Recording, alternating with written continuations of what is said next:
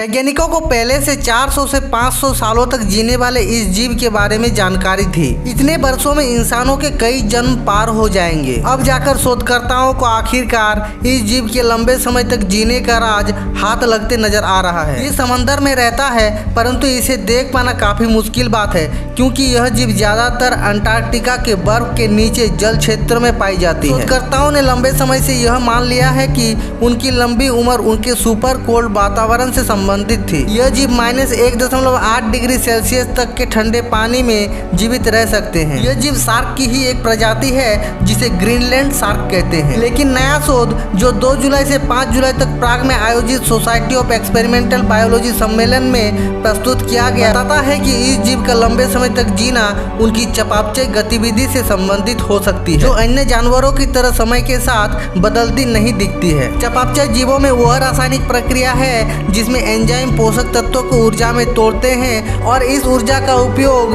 शरीर के ऊतकों के निर्माण और मरम्मत के लिए होता है। अधिकांश जीवों में यह चयापचय की क्रिया उम्र बढ़ने के साथ साथ कम हो जाती है, जिसके कारण से ऊर्जा उत्पादन में कमी आती है। कोशिकाओं की मरम्मत और पुनर्जन्म धीमा हो जाता है।